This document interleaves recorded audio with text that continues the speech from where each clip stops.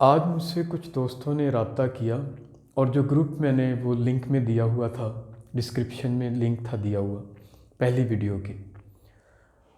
तो उन्होंने कहा कि आपने इतना सारा कुछ बता दिया है जी, इतनी सारी बुक्स, तो अब ये भी बताएं कि इनको पढ़ना कैसे है। कोई एक दो बुक हो तो हम पढ़ लें, तो ये तो आपने इतनी बुक्स बता दी, तो इनको हमने पढ़ना कैसे है। तो सबसे पहले तो हम लर्नर्स की जो कुछ एग्ज़ाम हैं उनके बारे में पढ़ते हैं कि आपने फाइंड आउट करना है कि आप कौन से लर्नर हैं। सबसे पहले है विजुअल लर्नर्स। ये वो लोग हैं जो चीज़ अपने सामने होते देखते हैं उसको सीखते हैं, मतलब प्रैक्टिकल टाइप हैं। अमली तौर पे जो इनके सामने हुआ है इनको वो याद है, वो इन्होंने सीख लिया। दूसरे नंबर पर है किनेस्थेटिक। किनेस्थेटिक जो है ये क्या है, learn by what they do, कि ये वो सीखते हैं जो ये खुद से करते हैं, अदरवाइज ये नहीं सीखते। ऑडिटरी लर्नर जो हैं ये वो सीखते हैं जो ये सुनते हैं, सेंस ऑफ हियरिंग इनकी एक्टिव है ज़्यादा। स्ट्रेस लर्नर वो हैं जिस तरह कुछ बैट्समैन वैसे होते हैं जो प्रेशर में अच्छा परफॉर्म करते हैं, अदरवाइज नहीं उनसे होता। तो स्ट्रेस लर्नर ऐसे लर्नर जो स्ट्रेस दबाव में ज़्यादा सीखते हैं। ईज लर्नर उसका उल्ट, स्ट्रेस में नहीं, पुरसुकून माहौल में। ये जो स्क्रिबल लर्नर है ये लर्न थ्रू राइटिंग, लर्न ये लिखने से सीखते हैं। और उसके बाद ट्रस्ट लर्नर ये अथॉरिटी से सीखते हैं कि जो अथॉरिटी इसको इनको कहेगी वो इनको जल्दी समझ आएगी, उस लाइन में ये लगे। टीच लर्नर ये एक मकूला भी है जी कि अगर आपने कोई चीज़ सीखनी है जो आपको नहीं आती तो उसको पढ़ाना शुरू कर दें तो आपको आ जाएगी। कॉपी लर्नर जो होते हैं ये दूसरों को कॉपी करके सीखते हैं। पहले तो आपने देखना है कि आप इसमें से कौन सी मतलब कैटेगरी में फॉल करते हैं। उसके बाद आपने क्या करना है, डेफिनेटली आपको नहीं पता चलेगा, तो हम क्या करेंगे, हम एक से ज़्यादा जो सेंसेस हैं वो इन्वॉल्व करेंगे अपनी स्टडी में। कैसे? पढ़ तो हम रहे हैं, उसमें क्या है, ये जो हमारे विजुअल्स हैं ये भी इस्तेमाल हो रही है। अगर हम थोड़ी आवाज़ में उसको पढ़ेंगे तो जो ऑडिटरी, जो सुनने की सेंस ऑफ हियरिंग है वो भी इस्तेमाल हो जाएगी। और अगर आपने देखा है कि पढ़ते पढ़ते कोई इम्पॉर्टेंट पॉइंट आ गया है तो आप उसको लिखें। तो करना क्या है, आपने एक से ज़्यादा जो आपकी सेंसेस हैं उनको आपने इस्तेमाल करना है।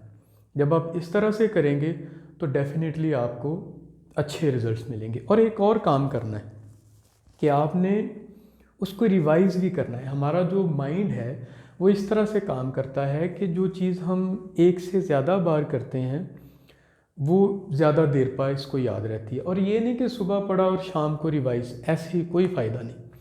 आपने आज जो चीज़ की हुई है उसको एक वीक बाद करें ताकि दोबारा से वो चीज़ रिकॉल हो, वो और आपकी लॉन्ग टर्म जो मेमोरी है उसका हिस्सा बन जाए। मिसाल से समझें आप कि एक बच्चा है वो बस के ज़रिए कॉलेज या स्कूल जाता है, तो वो डेली उसमें कोई 100 के करीब जो मुसाफिर हैं वो बैठे होते हैं और वो अनकॉन्शियसली सबको ही देखता है। लेकिन उस बस का जो ड्राइवर है और जो कंडक्टर है वो उसको याद रहता है दूसरे मुसाफिरों की निस्बत। क्यों? क्योंकि कंडक्टर और बस को वो डेली, बस ड्राइवर को और कंडक्टर को वो डेली या वीकली देखता है, लेकिन जो उसमें मुसाफिर होते हैं वो तो आज गए कल तो नहीं वो होंगे।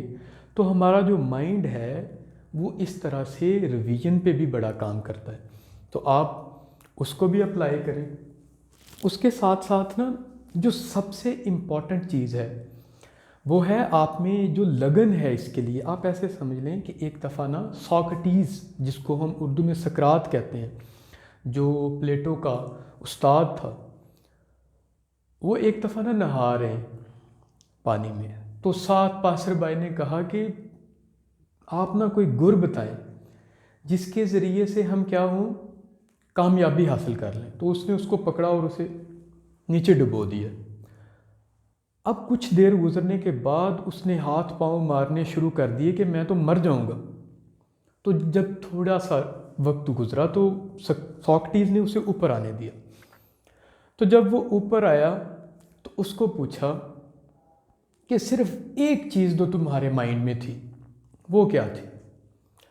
तो उस बंदे ने कहा कि इस सारे वक्त में जब तक मैं नीचे रहा पानी में, सिर्फ एक चीज़ मेरे दिमाग में चल रही थी कि मैं एक सांस लेने के लिए बाहर मुंह कर लूँ।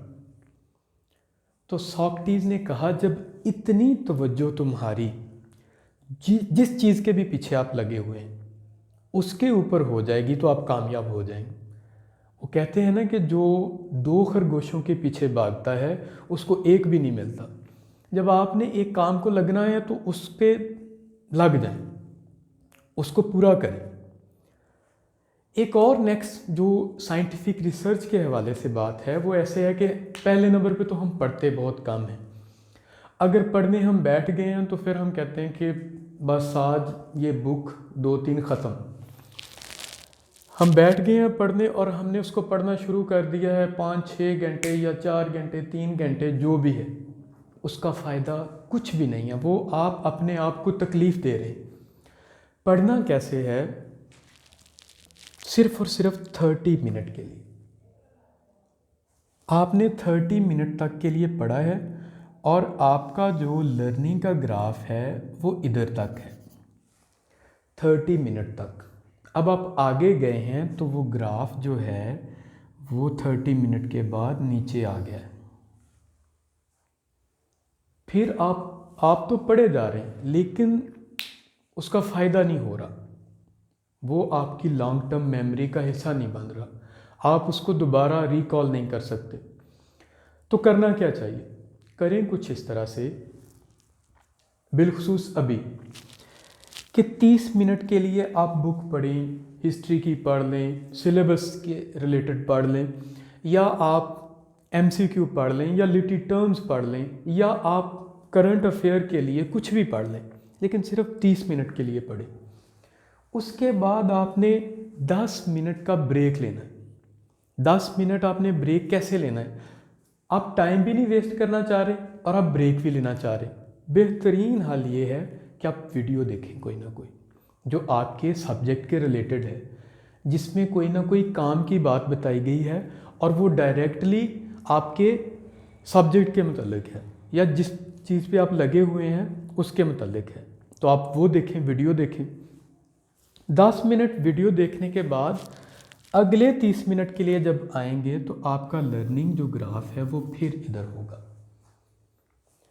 इस तरीके को अपनाएं।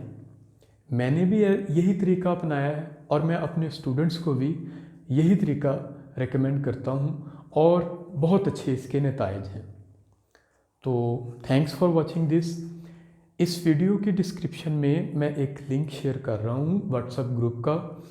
उसमें जो मेरे पास मटेरियल है, जिसमें ये जो नेट है ना, इसका इंडियन जो है सिलेक्शन लेक्चरर की जिसके थ्रू होती है UGC नेट, तो उनके जो कंपाइल आ चुके हैं पिछले पास्ट पेपर, वो मैंने एक फ़ाइल कंपाइल की हुई है। पहले तो बड़ी मेहनत से उनको ढूंढा है। हमारी वेबसाइट्स तो ऐसी होती है जहाँ से मर्जी डेटा आप कॉपी कर सकते हैं, उनकी वेबसाइट पे वो लॉक लगे होते हैं, आप कॉपी भी नहीं कर सकते। तो वो बड़ी मुश्किल से वो डेटा कंपाइल किया था मैंने जब मैं तैयारी कर रहा था इसकी। तो क्योंकि पिछली दफ़ा जो 2021 में जो पेपर आया उसमें आप देखें कि इंडियन जो पोर्शन है वो भी काफ़ी सारा आ गया है, इंडियन जो इंग्लिश लिटरेचर राइटर हैं उनके बारे में भी। तो उससे भी आपको मदद मिलेगी काफ़ी सारी।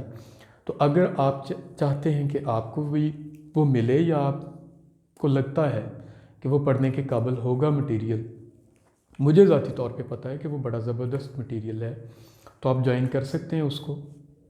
Thanks for watching.